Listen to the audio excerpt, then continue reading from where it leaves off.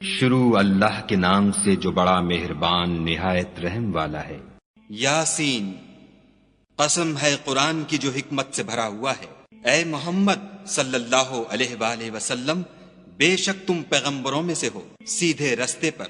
یہ خدائے غالب اور مہربان نے نازل کیا ہے تاکہ تم ان لوگوں کو جن کے باپ دادا کو متنبع نہیں کیا گیا تھا متنبع کر دو، وہ غفلت میں پڑے ہوئے ہیں۔ ان میں سے اکثر پر خدا کی بات پوری ہو چکی ہے، سو وہ ایمان نہیں لائیں گے۔ ہم نے ان کی گردنوں میں طوق ڈال رکھے ہیں اور وہ ٹھوڑیوں تک پھنسے ہوئے ہیں تو ان کے سر الل رہے ہیں، اور ہم نے ان کے آگے بھی دیوار بنا دی اور ان کے پیچھے بھی، پھر ان پر پردہ ڈال دیا تو یہ دیکھ نہیں سکتے۔ اور تم ان کو نصیحت کرو یا نہ کرو ان کے لیے برابر ہے، وہ ایمان نہیں لانے کے۔ تم تو صرف اس شخص کو نصیحت کر سکتے ہو جو نصیحت کی پیروی کرے اور خدا سے غائبانہ ڈرے، سو اس کو مغفرت اور بڑے ثواب کی بشارت سنا دو۔ بے شک ہم مردوں کو زندہ کریں گے، اور جو کچھ وہ آگے بھیج چکے اور جو ان کے نشان پیچھے رہ گئے ہم ان کو قلم بند کر لیتے ہیں، اور ہر چیز کو ہم نے کتاب روشن یعنی لوح محفوظ میں لکھ رکھا ہے۔ اور ان سے گاؤں والوں کا قصہ بیان کرو جب ان کے پاس پیغمبر آئے، یعنی جب ہم نے ان کی طرف 2 پیغمبر بھیجے تو انہوں نے ان کو جھٹلایا، پھر ہم نے تیسرے سے تقویت دی تو انہوں نے کہا کہ ہم تمہاری طرف پیغمبر ہو کر آئے ہیں۔ وہ بولے کہ تم اور کچھ نہیں مگر ہماری طرح کے آدمی ہو، اور خدا نے کوئی چیز بھی نازل نہیں کی، تم محض جھوٹ بولتے ہو۔ انہوں نے کہا کہ ہمارا پروردگار جانتا ہے کہ ہم تمہاری طرف پیغام دے کر بھیجے گئے ہیں، اور ہمارے ذمے تو صاف صاف پہنچا دینا ہے اور بس۔ وہ بولے کہ ہم تم کو نامبارک دیکھتے ہیں، اگر تم باز نہ آؤ گے تو ہم تمہیں سنگسار کر دیں گے اور تم کو ہم سے دکھ دینے والا عذاب پہنچے گا۔ انہوں نے کہا کہ تمہاری نحوست تمہارے ساتھ ہے، کیا اس لیے کہ تم کو نصیحت کی گئی؟ بلکہ تم ایسے لوگ ہو جو حد سے تجاوز کر گئے ہو۔ اور شہر کے پرلے کنارے سے ایک آدمی دوڑتا ہوا آیا، کہنے لگا کہ اے میری قوم، پیغمبروں کے پیچھے چلو، ایسوں کے جو تم سے صلاح نہیں مانگتے اور وہ سیدھے رستے پر ہیں۔ اور مجھے کیا ہے کہ میں اس کی پرستش نہ کروں جس نے مجھے پیدا کیا، اور اسی کی طرف تم کو لوٹ کر جانا ہے۔ کیا میں ان کو چھوڑ کر اوروں کو معبود بناؤں؟ اگر خدا میرے حق میں نقصان کرنا چاہے تو ان کی سفارش مجھے کچھ بھی فائدہ نہ دے سکے، اور نہ وہ مجھے چھڑا ہی سکیں۔ تب تو میں صریح گمراہی میں مبتلا ہو گیا۔ میں تمہارے پروردگار پر ایمان لایا ہوں، سو میری بات سن رکھو۔ حکم ہوا کہ بہشت میں داخل ہو جا۔ بولا کاش میری قوم کو خبر ہو کہ خدا نے مجھے بخش دیا اور عزت والوں میں کیا، اور ہم نے اس کے بعد اس کی قوم پر کوئی لشکر نہیں اتارا، اور نہ ہم اتارنے والے تھے ہی۔ وہ تو صرف ایک چنگھاڑ تھی آتشیں، سو وہ اس سے ناگہاں بجھ کر رہ گئے۔ بندوں پر افسوس ہے کہ ان کے پاس کوئی پیغمبر نہیں آتا مگر اس سے تمسخر کرتے ہیں۔ کیا انہوں نے نہیں دیکھا کہ ہم نے ان سے پہلے بہت سے لوگوں کو ہلاک کر دیا تھا؟ اب وہ ان کی طرف لوٹ کر نہیں آئیں گے، اور سب کے سب ہمارے روبرو حاضر کیے جائیں گے۔ اور ایک نشانی ان کے لیے زمین مردہ ہے کہ ہم نے اس کو زندہ کیا اور اس میں سے اناج اگایا، پھر یہ اس میں سے کھاتے ہیں، اور اس میں کھجوروں اور انگوروں کے باغ پیدا کیے اور اس میں چشمے جاری کر دیے تاکہ یہ ان کے پھل کھائیں، اور ان کے ہاتھوں نے تو ان کو نہیں بنایا، تو پھر کیا یہ شکر نہیں کرتے؟ وہ خدا پاک ہے جس نے زمین کی نباتات کے اور خود ان کے اور جن چیزوں کی ان کو خبر نہیں سب کے جوڑے بنائے۔ اور ایک نشانی ان کے لیے رات ہے کہ اس میں سے ہم دن کو کھینچ لیتے ہیں تو اس وقت ان پر اندھیرا چھا جاتا ہے، اور سورج اپنے مقرر رستے پر چلتا رہتا ہے۔ یہ خدائے غالب اور دانا کا مقرر کیا ہوا اندازہ ہے۔ اور چاند کی بھی ہم نے منزلیں مقرر کر دیں، یہاں تک کہ گھٹتے گھٹتے کھجور کی پرانی شاخ کی طرح ہو جاتا ہے۔ نہ تو سورج ہی سے ہو سکتا ہے کہ چاند کو جا پکڑے، اور نہ رات ہی دن سے پہلے آ سکتی ہے، اور سب اپنے اپنے دائرے میں تیر رہے ہیں۔ اور ایک نشانی ان کے لیے یہ ہے کہ ہم نے ان کی اولاد کو بھری ہوئی کشتی میں سوار کیا، اور ان کے لیے ویسی ہی اور چیزیں پیدا کیں جن پر وہ سوار ہوتے ہیں، اور اگر ہم چاہیں تو ان کو غرق کر دیں، پھر نہ تو ان کا کوئی فریاد رس ہو اور نہ ان کو رہائی ملے، مگر یہ ہماری رحمت اور ایک مدت تک کے فائدے ہیں۔ اور جب ان سے کہا جاتا ہے کہ جو تمہارے آگے اور جو تمہارے پیچھے ہے اس سے ڈرو تاکہ تم پر رحم کیا جائے، اور ان کے پاس ان کے پروردگار کی طرف سے کوئی نشانی نہیں آئی مگر اس سے منہ پھیر لیتے ہیں۔ اور جب ان سے کہا جاتا ہے کہ جو رزق خدا نے تم کو دیا ہے اس میں سے خرچ کرو، تو کافر مومنوں سے کہتے ہیں کہ بھلا ہم ان لوگوں کو کھانا کھلائیں جن کو اگر خدا چاہتا تو خود کھلا دیتا، تم تو صریح غلطی میں ہو۔ اور کہتے ہیں اگر تم سچ کہتے ہو تو یہ وعدہ کب پورا ہوگا؟ یہ تو ایک چنگھاڑ کے منتظر ہیں جو ان کو اس حال میں کہ باہم جھگڑ رہے ہوں گے آ پکڑے گی، پھر نہ تو وصیت کر سکیں گے اور نہ اپنے گھر والوں میں واپس جا سکیں گے۔ اور جس وقت سور پھونکا جائے گا یہ قبروں سے نکل کر اپنے پروردگار کی طرف دوڑ پڑیں گے، کہیں گے اے ہے ہمیں ہماری خوابگاہوں سے کس نے جگا اٹھایا؟ یہ وہی تو ہے جس کا خدا نے وعدہ کیا تھا اور پیغمبروں نے سچ کہا تھا۔ صرف ایک زور کی آواز کا ہونا ہوگا کہ سب کے سب ہمارے روبرو آ حاضر ہوں گے۔ اس روز کسی شخص پر کچھ بھی ظلم نہیں کیا جائے گا اور تم کو بدلہ ویسا ہی ملے گا جیسے تم کام کرتے تھے۔ اہل جنت اس روز عیش و نشاط کے مشغلے میں ہوں گے، وہ بھی اور ان کی بیویاں بھی سایوں میں تختوں پر تکیے لگائے بیٹھے ہوں گے، وہاں ان کے لیے بیوے اور جو چاہیں گے موجود ہوگا۔ پروردگار مہربان کی طرف سے سلام کہا جائے گا اور گناہ گارو تم آج الگ ہو جاؤ۔ اے آدم کی اولاد، ہم نے تم سے کہہ نہیں دیا تھا کہ شیطان کو نہ پوجنا، وہ تمہارا کھلا دشمن ہے، اور یہ کہ میری ہی عبادت کرنا یہی سیدھا رستہ ہے۔ اور اس نے تم میں سے بہت سی خلقت کو گمراہ کر دیا تھا، تو کیا تم سمجھتے نہیں تھے؟ یہی وہ جہنم ہے جس کی تمہیں خبر دی جاتی تھی۔ سو جو تم کفر کرتے رہے ہو اس کے بدلے آج اس میں داخل ہو جاؤ۔ آج ہم ان کے منہوں پر مہر لگا دیں گے اور جو کچھ یہ کرتے رہے تھے ان کے ہاتھ ہم سے بیان کر دیں گے اور ان کے پاؤں اس کی گواہی دیں گے۔ اور اگر ہم چاہیں تو ان کی آنکھوں کو مٹا کر اندھا کر دیں، پھر یہ رستے کو دوڑیں تو کہاں دیکھ سکیں گے؟ اور اگر ہم چاہیں تو ان کی جگہ پر ان کی صورتیں بدل دیں، پھر وہاں سے نہ آگے جا سکیں اور نہ پیچھے لوٹ سکیں۔ اور جس کو ہم بڑی عمر دیتے ہیں تو اسے خلقت میں اوندھا کر دیتے ہیں، تو کیا یہ سمجھتے نہیں؟ اور ہم نے ان پیغمبر کو شعر گوئی نہیں سکھائی اور نہ وہ ان کو شایع ہے، یہ تو محض نصیحت اور صاف صاف قرآن پر از حکمت ہے، تاکہ اس شخص کو جو زندہ ہو ہدایت کا رستہ دکھائے اور کافروں پر بات پوری ہو جائے۔ کیا انہوں نے نہیں دیکھا کہ جو چیزیں ہم نے اپنے ہاتھوں سے بنائیں ان میں سے ہم نے ان کے لیے چار پائے پیدا کر دیے اور یہ ان کے مالک ہیں، اور ان کو ان کے قابو میں کر دیا تو کوئی تو ان میں سے ان کی سواری ہے اور کسی کو یہ کھاتے ہیں، اور ان میں ان کے لیے اور فائدے اور پینے کی چیزیں ہیں، تو کیا یہ شکر نہیں کرتے؟ اور انہوں نے خدا کے سوا اور معبود بنا لیے ہیں کہ شاید ان سے ان کو مدد پہنچے، مگر وہ ان کی مدد کی ہرگز طاقت نہیں رکھتے، اور وہ ان کی فوج ہو کر حاضر کیے جائیں گے۔ تو ان کی باتیں تمہیں غمناک نہ کر دیں، یہ جو کچھ چھپاتے اور جو کچھ ظاہر کرتے ہیں ہمیں سب معلوم ہے۔ کیا انسان نے نہیں دیکھا کہ ہم نے اس کو نطفے سے پیدا کیا، پھر وہ تڑاک پڑاک جھگڑنے لگا اور ہمارے بارے میں مثالیں بیان کرنے لگا اور اپنی پیدائش کو بھول گیا، کہنے لگا کہ جب ہڈیاں بوسیدہ ہو جائیں گی تو ان کو کون زندہ کرے گا؟ کہہ دو کہ ان کو وہ زندہ کرے گا جس نے ان کو پہلی بار پیدا کیا تھا، اور وہ سب قسم کا پیدا کرنا جانتا ہے، وہی جس نے تمہارے لیے سبز درخت سے آگ پیدا کی، پھر تم اس کی ٹہنیوں کو رگڑ کر ان سے آگ نکالتے ہو۔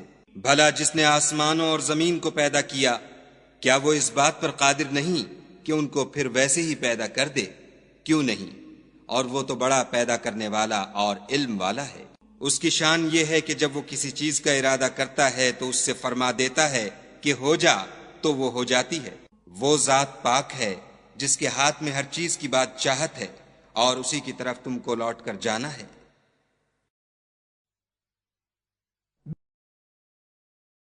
شروع اللہ کے نام سے جو بڑا مہربان نہایت رحم والا ہے۔ الف لام را، یہ کتاب روشن کی آیتیں ہیں، ہم نے اس قرآن کو عربی میں نازل کیا ہے تاکہ تم سمجھ سکو۔ اے پیغمبر صلی اللہ علیہ وآلہ وسلم، ہم اس قرآن کے ذریعے سے جو ہم نے تمہاری طرف بھیجا ہے تمہیں ایک نہایت اچھا قصہ سناتے ہیں، اور تم اس سے پہلے بے خبر تھے۔ جب یوسف نے اپنے والد سے کہا کہ ابا میں نے خواب میں 11 ستاروں اور سورج اور چاند کو دیکھا ہے، دیکھتا کیا ہوں کہ وہ مجھے سجدہ کر رہے ہیں۔ انہوں نے کہا کہ بیٹا اپنے خواب کا ذکر اپنے بھائیوں سے نہ کرنا نہیں تو وہ تمہارے حق میں کوئی فریب کی چال چلیں گے۔ کچھ شک نہیں کہ شیطان انسان کا کھلا دشمن ہے، اور اسی طرح خدا تمہیں برگزیدہ و ممتاز کرے گا اور خواب کی باتوں کی تعبیر کا علم سکھائے گا، اور جس طرح اس نے اپنی نعمت پہلے تمہارے دادا پردادا ابراہیم اور اسحاق پر پوری کی تھی، اسی طرح تم پر اور اولاد یعقوب پر پوری کرے گا۔ بے شک تمہارا پروردگار سب کچھ جاننے والا اور حکمت والا ہے۔ ہاں، یوسف اور ان کے بھائیوں کے قصے میں پوچھنے والوں کے لیے بہت سی نشانیاں ہیں۔ جب انہوں نے آپس میں تذکرہ کیا کہ یوسف اور اس کا بھائی ابا کو ہم سے زیادہ پیارے ہیں، حالانکہ ہم جماعت کی جماعت ہیں، کچھ شک نہیں کہ ابا صریح غلطی پر ہیں، تو یوسف کو یا تو جان سے مار ڈالو یا کسی ملک میں پھینک آؤ، پھر ابا کی توجہ صرف تمہاری طرف ہو جائے گی اور اس کے بعد تم اچھی حالت میں ہو جاؤ گے۔ ان میں سے ایک کہنے والے نے کہا کہ یوسف کو جان سے نہ مارو، کسی گہرے کنویں میں ڈال دو کہ کوئی راہگیر نکال کر اور ملک میں لے جائے گا، اگر تم کو کرنا ہے تو یوں کرو۔ یہ مشورہ کر کے وہ یعقوب سے کہنے لگے کہ ابا جان، کیا سبب ہے کہ آپ یوسف کے بارے میں ہمارا اعتبار نہیں کرتے، حالانکہ ہم اس کے خیر خواہ ہیں؟ کل اسے ہمارے ساتھ بھیج دیجئے کہ خوب میوے کھائے اور کھیلے کودے، ہم اس کے نگہبان ہیں۔ انہوں نے کہا کہ یہ امر مجھے غمناک کیے دیتا ہے کہ تم اسے لے جاؤ، یعنی وہ مجھ سے جدا ہو جائے، اور مجھے یہ بھی خوف ہے کہ تم کھیل میں اس سے غافل ہو جاؤ اور اسے بھیڑیا کھا جائے۔ وہ کہنے لگے کہ اگر ہماری موجودگی میں کہ ہم ایک طاقتور جماعت ہیں اسے بھیڑیا کھا گیا تو ہم بڑے نقصان میں پڑ گئے۔ غرض جب وہ اس کو لے گئے اور اس بات پر اتفاق کر لیا کہ اس کو گہرے کنویں میں ڈال دیں، تو ہم نے یوسف کی طرف وحی بھیجی کہ ایک وقت ایسا آئے گا کہ تم ان کے اس سلوک سے آگاہ کرو گے اور ان کو اس وحی کی کچھ خبر نہ ہوگی۔ یہ حرکت کر کے وہ رات کے وقت باپ کے پاس روتے ہوئے آئے اور کہنے لگے کہ ابا جان، ہم تو دوڑنے اور ایک دوسرے سے آگے نکلنے میں مصروف ہو گئے اور یوسف کو اپنے اسباب کے پاس چھوڑ گئے تو اسے بھیڑیا کھا گیا، اور آپ ہماری بات کو گو ہم سچ ہی کہتے ہوں باور نہیں کریں گے، اور ان کے کرتے پر جھوٹ موٹ کا لہو بھی لگا لائے۔ یعقوب نے کہا کہ حقیقت الحال یوں نہیں ہے، بلکہ تم اپنے دل سے یہ بات بنا لائے ہو۔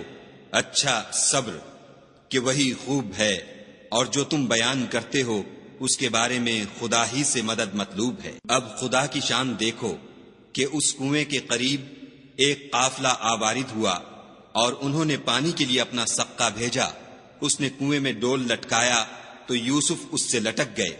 وہ بولا، زہ قسمت، یہ تو نہایت حسین لڑکا ہے، اور اس کو قیمتی سرمایہ سمجھ کر چھپا لیا، اور جو کچھ وہ کرتے تھے خدا کو سب معلوم تھا، اور اس کو تھوڑی سی قیمت یعنی معدود چند درہموں پر بیچ ڈالا، اور انہیں ان کے بارے میں کچھ لالچ بھی نہ تھا۔ اور مصر میں جس شخص نے اس کو خریدا، اس نے اپنی بیوی سے جس کا نام زلیخا تھا کہا کہ اس کو عزت و اکرام سے رکھو، عجب نہیں کہ یہ ہمیں فائدہ دے یا ہم اسے بیٹا بنا لیں۔ اس طرح ہم نے یوسف کو سرزمین مصر میں جگہ دی، اور غرض یہ تھی کہ ہم ان کو خواب کی باتوں کی تعبیر سکھائیں، اور خدا اپنے کام پر غالب ہے، لیکن اکثر لوگ نہیں جانتے۔ اور جب وہ اپنی جوانی کو پہنچے تو ہم نے ان کو دانائی اور علم بخشا، اور نیکوکاروں کو ہم اسی طرح بدلہ دیا کرتے ہیں۔ تو جس عورت کے گھر میں وہ رہتے تھے اس نے ان کو اپنی طرف مائل کرنا چاہا، اور دروازے بند کر کے کہنے لگی، یوسف جلدی آؤ۔ انہوں نے کہا کہ خدا پناہ میں رکھے، وہ یعنی تمہارے میاں تو میرے آقا ہیں، انہوں نے مجھے اچھی طرح سے رکھا ہے، میں ایسا ظلم نہیں کر سکتا، بے شک ظالم لوگ فلاح نہیں پائیں گے۔ اور اس عورت نے ان کا قصد کیا اور انہوں نے اس کا قصد کیا۔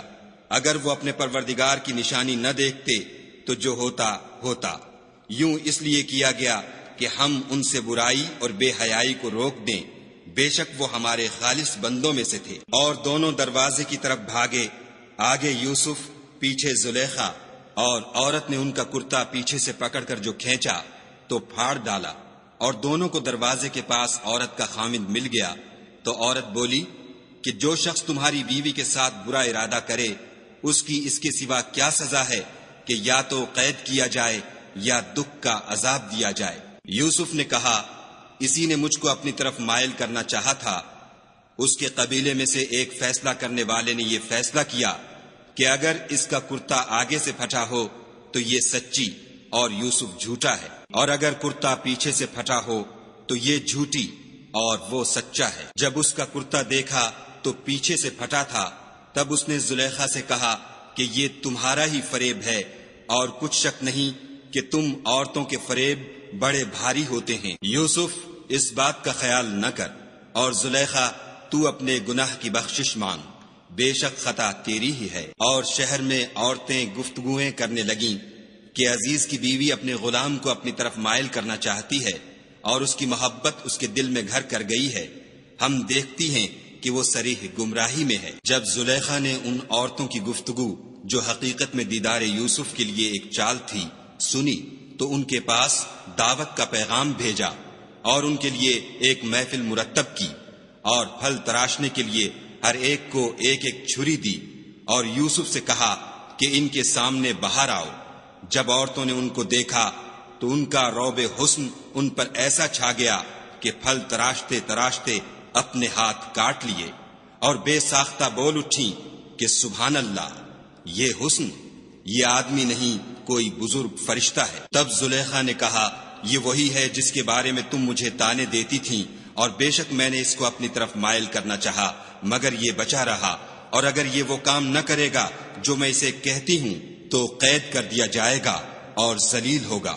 یوسف نے دعا کی کہ پروردگار جس کام کی طرف یہ مجھے بلاتی ہیں اس کی نسبت مجھے قید پسند ہے، اور اگر تو مجھ سے ان کے فریب کو نہ ہٹائے گا تو میں ان کی طرف مائل ہو جاؤں گا اور نادانوں میں داخل ہو جاؤں گا۔ تو خدا نے ان کی دعا قبول کر لی اور ان سے عورتوں کا مکر دفع کر دیا، بے شک وہ سننے اور جاننے والا ہے۔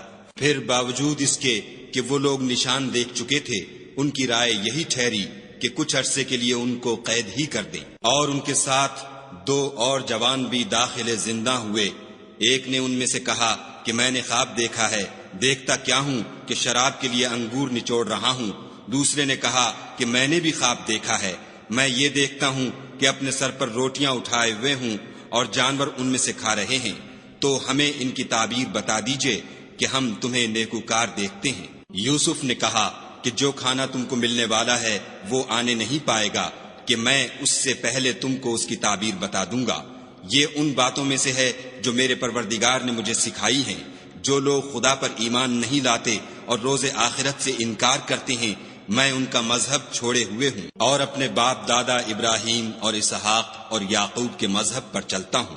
ہمیں شایع نہیں ہے کہ کسی چیز کو خدا کے ساتھ شریک بنائیں، یہ خدا کا فضل ہے ہم پر بھی اور لوگوں پر بھی، لیکن اکثر لوگ شکر نہیں کرتے۔ میرے جیل خانے کے رفیقوں، بھلا کئی جدا جدا آقا اچھے یا ایک خدا یکتا و غالب؟ جن چیزوں کی تم خدا کے سوا پرستش کرتے ہو وہ صرف نام ہی نام ہیں جو تم نے اور تمہارے باپ دادا نے رکھ لیے ہیں، خدا نے ان کی کوئی سند نازل نہیں کی۔ سن رکھو کہ خدا کے سوا کسی کی حکومت نہیں ہے۔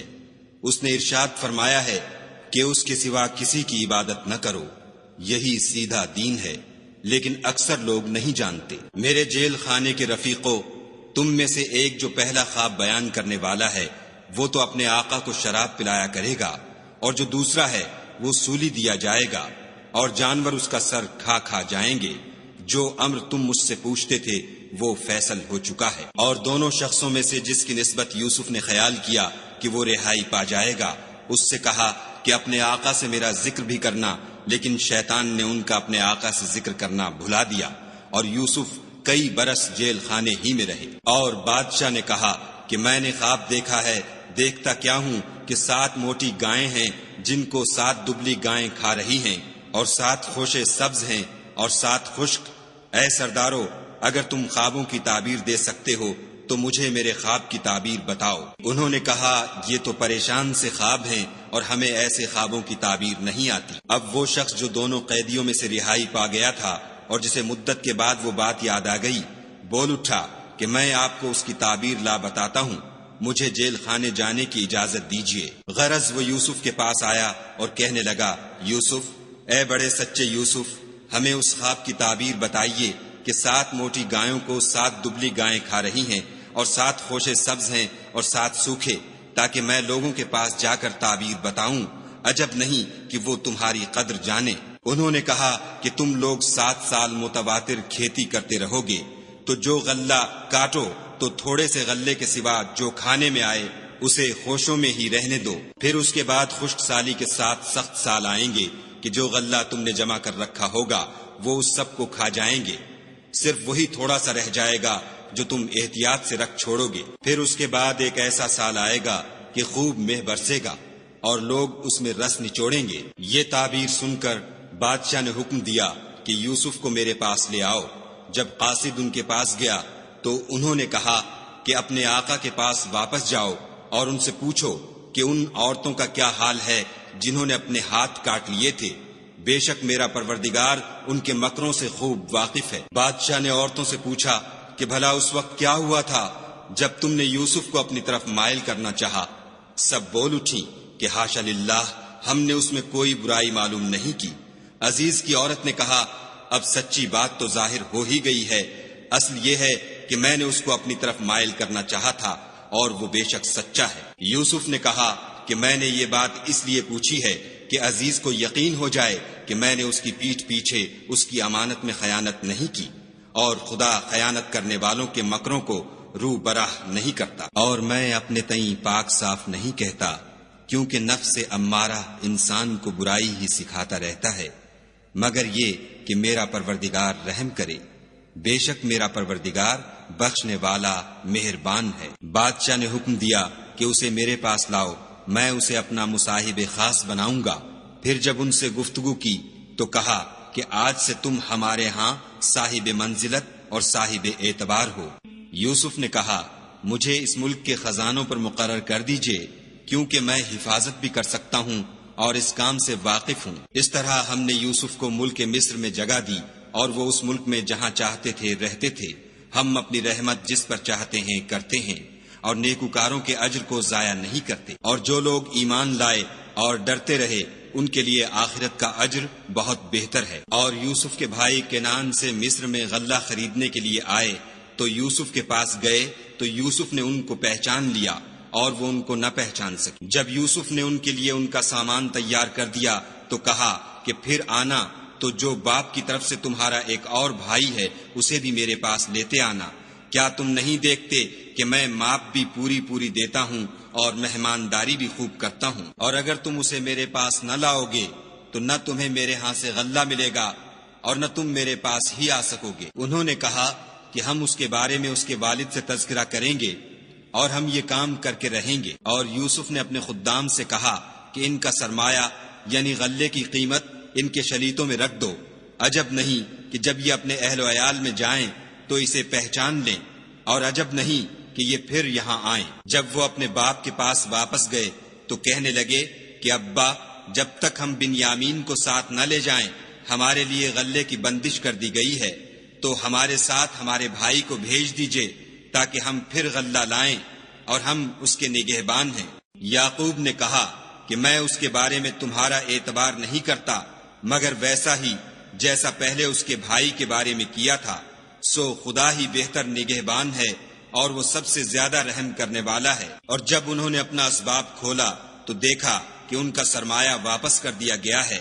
کہنے لگے ابا، ہمیں اور کیا چاہیے؟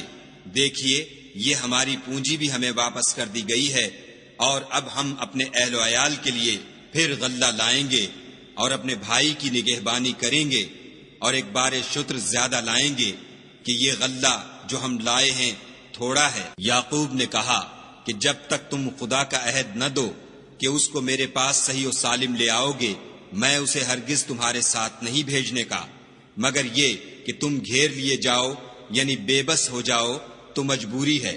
جب انہوں نے ان سے عہد کرایا تو یعقوب نے کہا کہ جو قول و قرار ہم کر رہے ہیں اس کا خدا ضامن ہے، اور ہدایت کی کہ بیٹا ایک ہی دروازے سے داخل نہ ہونا بلکہ جدا جدا دروازوں سے داخل ہونا، اور میں خدا کی تقدیر تو تم سے نہیں روک سکتا، بے شک حکم اسی کا ہے، میں اسی پر بھروسہ رکھتا ہوں، اور اہل توکل کو اسی پر بھروسہ رکھنا چاہیے۔ اور جب وہ ان مقامات سے داخل ہوئے جہاں جہاں سے داخل ہونے کے لیے باپ نے ان سے کہا تھا تو وہ تدبیر خدا کے حکم کو ذرا بھی ٹال نہیں سکتی تھی۔ ہاں وہ یعقوب کے دل کی خواہش تھی جو انہوں نے پوری کی تھی، اور بے شک وہ صاحب علم تھے، کیونکہ ہم نے ان کو علم سکھایا تھا، لیکن اکثر لوگ نہیں جانتے۔ اور جب وہ لوگ یوسف کے پاس پہنچے تو یوسف نے اپنے حقیقی بھائی کو اپنے پاس جگہ دی اور کہا کہ میں تمہارا بھائی ہوں، تو جو سلوک یہ ہمارے ساتھ کرتے رہے ہیں اس پر افسوس نہ کرنا۔ جب ان کا اسباب تیار کر دیا تو اپنے بھائی کے شلیتے میں گلاس رکھ دیا۔ پھر جب وہ آبادی سے باہر نکل گئے تو ایک پکارنے والے نے آواز دی کہ قافلے والو، تم تو چور ہو۔ وہ ان کی طرف متوجہ ہو کر کہنے لگے کہ تمہاری کیا چیز کھو گئی ہے؟ وہ بولے کہ بادشاہ کے پانی پینے کا گلاس کھو گیا ہے، اور جو شخص اس کو لے آئے اس کے لیے ایک بار شتر انعام، اور میں اس کا ضامن ہوں۔ وہ کہنے لگے کہ خدا کی قسم، تم کو معلوم ہے کہ ہم اس ملک میں اس لیے نہیں آئے کہ خرابی کریں، اور نہ ہم چوری کیا کرتے ہیں۔ بولے کہ اگر تم جھوٹے نکلے یعنی چوری ثابت ہوئی تو اس کی سزا کیا؟ انہوں نے کہا کہ اس کی سزا یہ کہ جس کے شلیتے میں وہ دستیاب ہو وہی اس کا بدل قرار دیا جائے، ہم ظالموں کو یہی سزا دیا کرتے ہیں۔ پھر یوسف نے اپنے بھائی کے شلیتے سے پہلے ان کے شلیتوں کو دیکھنا شروع کیا، پھر اپنے بھائی کے شلیتے میں سے اس کو نکال لیا۔ اس طرح ہم نے یوسف کے لیے تدبیر کی، ورنہ بادشاہ کے قانون کے مطابق وہ مشیت خدا کے سوا اپنے بھائی کو لے نہیں سکتے تھے۔ ہم جس کے چاہتے ہیں درجے بلند کرتے ہیں، اور ہر علم والے سے دوسرا علم والا بڑھ کر ہے۔ برادران یوسف نے کہا کہ اگر اس نے چوری کی ہو تو کچھ عجب نہیں کہ اس کے ایک بھائی نے بھی پہلے چوری کی تھی۔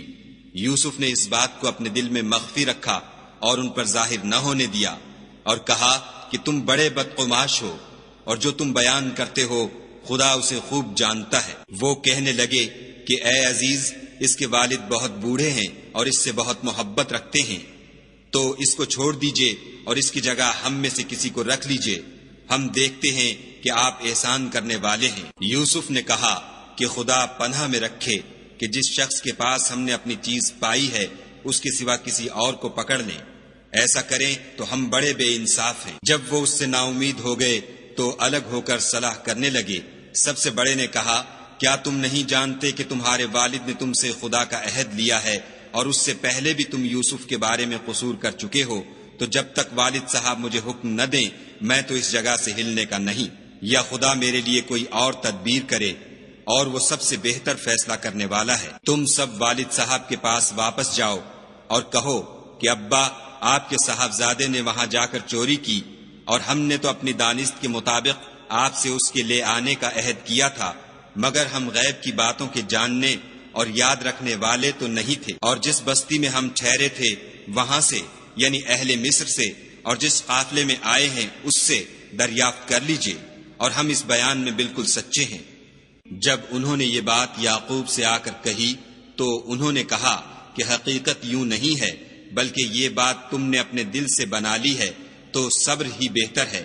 عجب نہیں کہ خدا ان سب کو میرے پاس لے آئے، بے شک وہ دانا اور حکمت والا ہے۔ پھر ان کے پاس سے چلے گئے اور کہنے لگے کہ ہائے افسوس یوسف، ہائے افسوس، اور رنج و الم میں ان کی آنکھیں سفید ہو گئیں اور ان کا دل غم سے بھر رہا تھا۔ بیٹے کہنے لگے کہ واللہ اگر آپ یوسف کو اسی طرح یاد ہی کرتے رہیں گے تو یا تو بیمار ہو جائیں گے یا جان ہی دے دیں گے۔ انہوں نے کہا کہ میں تو اپنے غم و اندھوں کا اظہار خدا سے کرتا ہوں، اور خدا کی طرف سے وہ باتیں جانتا ہوں جو تم نہیں جانتے۔ بیٹا یوں کرو کہ ایک دفعہ پھر جاؤ اور یوسف اور اس کے بھائی کو تلاش کرو، اور خدا کی رحمت سے نا امید نہ ہو کہ خدا کی رحمت سے بے ایمان لوگ نا امید ہوا کرتے ہیں۔ جب وہ یوسف کے پاس گئے تو کہنے لگے کہ عزیز، ہمیں اور ہمارے اہل و عیال کو بڑی تکلیف ہو رہی ہے، اور ہم تھوڑا سا سرمایہ لائے ہیں، آپ ہمیں اس کے عوض پورا غلہ دیجئے اور خیرات کیجئے کہ خدا خیرات کرنے والوں کو ثواب دیتا ہے۔ یوسف نے کہا،